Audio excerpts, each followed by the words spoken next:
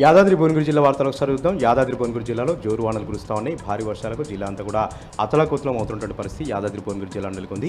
భువనగిరి జిల్లా కేంద్రంలో 13 సెంటీమీటర్ల వర్షపాతం కురిసింది. రాజపేట, ఆలేరు, బొమ్మల రామానం ప్రాంతాల్లో 8 సెంటీమీటర్ల వర్షపాతం కురిసింది. దీంతో వాగులు వంకలను కూడా పొంగిపొరుతూ ఉన్నాయి.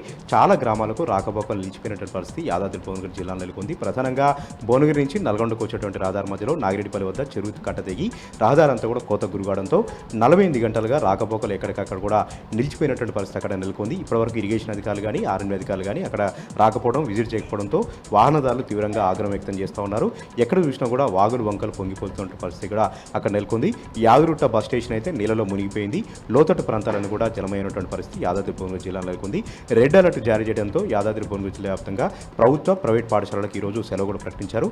మరొక 2 రోజుల పాటు కూడా భారీ వర్షాలు కురుస్తున్నటువంటి వాతావరణ శాఖ సూచనల మేరకు యాదాద్రి భువనగిరి జిల్లా వ్యాప్తంగా ప్రజలందరూ కూడా ఆందోళన వ్యక్తం చేస్తూ ఉన్నారు.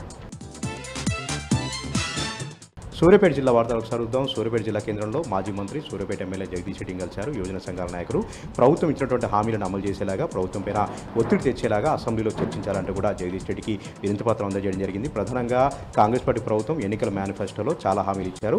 యువతకు స్కూటీలు ఇవ్వడంతో పాటు నిరుద్యోగ వృత్తి ఇస్తామన్నారు. జాబ్ క్యాలెండర్ వేసి ఉద్యోగ నోటిఫికేషన్లు కూడా ఇస్తామన్నారు. వీటన్నింటిని కూడా పక్కన పెట్టి యువతను ఎప్పటికప్పుడు కూడా మభ్యపెట్టేలాగా కాంగ్రెస్ పార్టీ ప్రభుత్వం వ్యవహరిస్తూ ఉంది.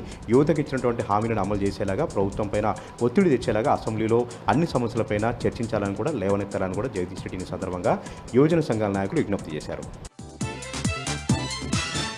సూర్యాపేట జిల్లా సంబంధించినటువంటి మరొక వార్త. సూర్యాపేట జిల్లా వ్యాప్తంగా ఎక్కడికక్కడ కూడా యూరియా కష్టాలు ఎక్కువైపోతూ ఉన్నాయి. రోజు కూడా యూరియా దొరక్క రైతులు నానా రకాలుగా అవస్థలు పడుతూ ఉన్నారు. గంటల తరబడి లైన్లో నిలబడుతూ ఉన్నారు. కోదాడ, హుజూర్నగర్, సూర్యాపేట, గరిడపల్లి, నేరేడ్చెల్ల, తుంగతుర్తి ప్రాంతాల్లో యూరియా దొరక్క రైతులు అవస్థలు పడుతూ ఉన్నారు. యూరియా తెప్పించాల్సినటువంటి ప్రభుత్వం బాధ్యత నుంచి తప్పుకుంది. రైతులను పట్టించుకోవట్లేదు. సూర్యాపేట జిల్లా సంబంధించినటువంటి మంత్రి ఉత్తమ్ కుమార్ రెడ్డి ఉన్నప్పుడు కూడా యూరియా తెప్పించట్లేదంటూ కూడా రైతులు ఎక్కడికక్కడ కూడా ఆగ్రహం వ్యక్తం చేస్తూ ఉన్నారు. ప్రభుత్వ సంస్థలలో, ప్రభుత్వ గోదాల వద్ద యూరియా దొరకపోతుండడంతో వందల రూపాయలు పెట్టి ప్రైవేట్లో కొనుగోలు చేస్తూ ఉన్నాం.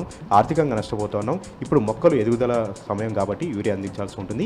ఇప్పుడు కానీ యూరియా వేయకపోతే దిగుబడిపైన ప్రభావం పడి తమకు తీవ్రంగా నష్టం వాటిల్తుందంటూ కూడా రైతులు వాపోతూ ఉన్నారు. ఇప్పటికైనా సరే సరిపడే యూరియా తెప్పించాలి, తమకు ఎలాంటి ఇబ్బంది లేకుండా యూరియాను సరఫరా చేయాలంటూ కూడా సూర్యాపేట జిల్లా రైతులు ఈ సందర్భంగా డిమాండ్ చేస్తూ ఉన్నారు.